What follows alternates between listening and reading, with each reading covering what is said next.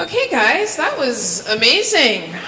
Wow. Thank you. Thank you. So tell me, how did both of you actually get interested in capoeira? How did that all begin?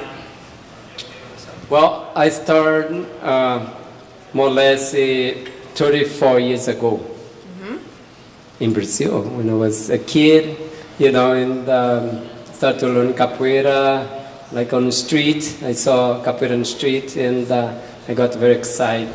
And this is how I started to get into it. And then when did you actually start your school? It was in BC, right? Yeah, in Vancouver. It's in BC right now? Yes, in Vancouver. I've been teaching in Vancouver for like 18 years. I teach in Simon Fraser University in UBC. And then after more or less 5 years or 7 years more or less, I opened a studio on Broadway in Vancouver. Wow. Broadway in Maine. Yeah. Nice. And now what puts you at the level of a master? Well, it's the time of training. You know, I've been doing capoeira for 34 years, and like it's more like I think master of capoeira is know how to teach, how to make a community of people together, how to teach the martial art aspect of capoeira and the cultural aspect of capoeira as well. Now, can you introduce? Yeah, this is one of my students. His nickname is Camará. His real name is Sam. In capoeira we have a nickname. Okay. Oh, everyone does? Yes. Everybody. Okay, explain the nickname thing to us. Camará? Well, back in the times, a few hundred years ago, capoeira was actually prohibited after slavery. Right. And they created nicknames to protect the capoeiristas, for when the cops or the police came, they would, instead of actually having the name of the person, they would have their nickname, so they wouldn't really know who the person is if they looked them up and such. And it also just became tradition. And so now pretty much it's tradition in Brazil. Everybody has a nickname. Doesn't matter if you're a capoeirista or anybody. Pretty much everybody has a nickname around friends. Yeah. And now the art actually started from slaves, right? And they were actually practicing. They made it look as if it was a game, but actually they were preparing to fight the masters. Yes. And can you tell us a bit more about the history of how it began? Well, because my English sometimes doesn't work very well.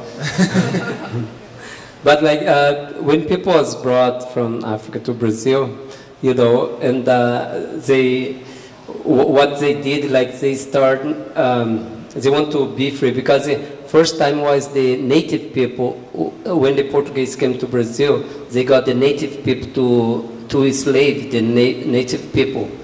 But the native people, they knew about the land of Brazil, and what they did, like they escaped.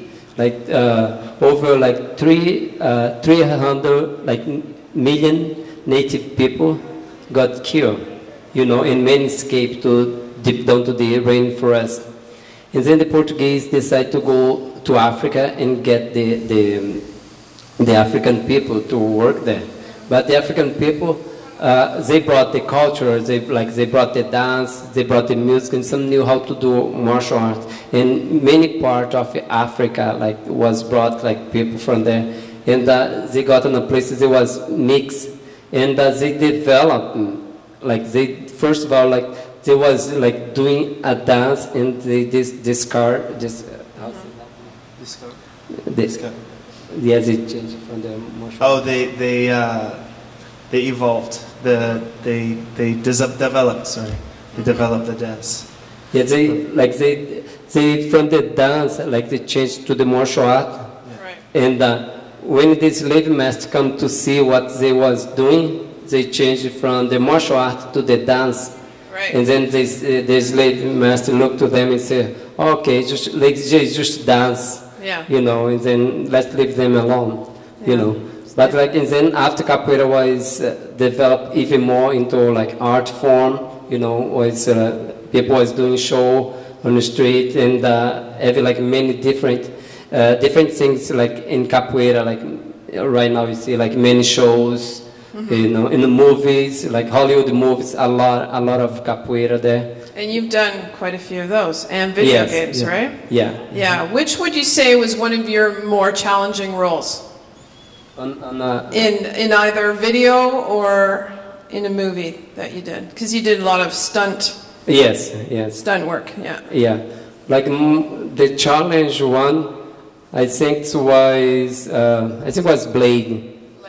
Yeah. Blade, yeah. Did you do a lot in that, or no. any of the moves that you did on stage tonight? No. Actually, it was the Teenage Ninja Turtles. Okay. Yeah. When I did that work there, me and another performer, Edison Dion, he's one of the stunt guys as well in the movie. And likewise, we have to do a lot of capoeira movement in the movie. Yeah. Yeah. Now, how do you think capoeira has changed your lives? Well, first of all, capoeira kind of changed my life by saving it.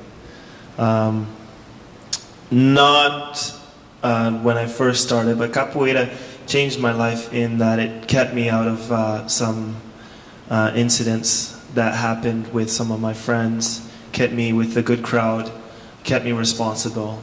And a few times it also helped me to escape from danger of being attacked. Was that here or that Brazil? that was in Canada. In Canada? Yeah. In BC? Yeah, I actually started capoeira in BC with Mestre Exxon when I was a child. And it changed my life completely. As soon as I saw it, I knew I wanted to do it. And over the years, I just grew more and more dedicated. And the more and more dedicated I got, the more it kind of pulled me in. And now here I am, being right in the middle of it.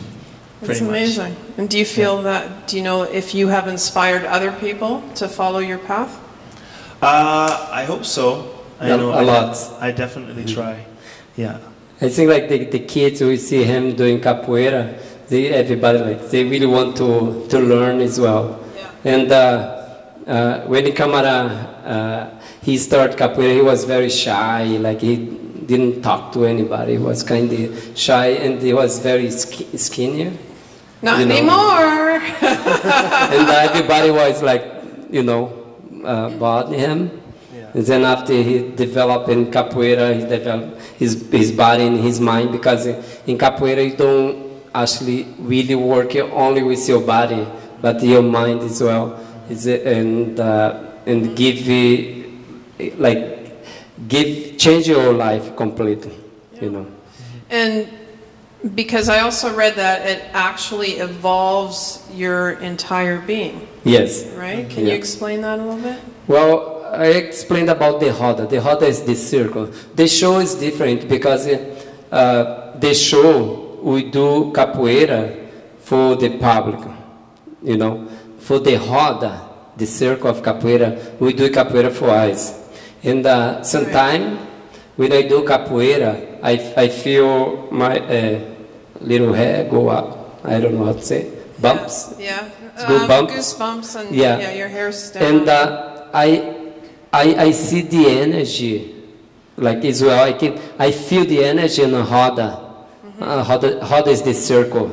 And everything like you have like this circle, the energy is around, get very strong. And one thing I know about as well is like when you're upside down, you say, you go to a different world as well. You communicate with your ancestors. And when you do capoeira, without but like you can have this communication without Do you mean to other masters, or do you mean to your individual ancestors? Individual. Yeah.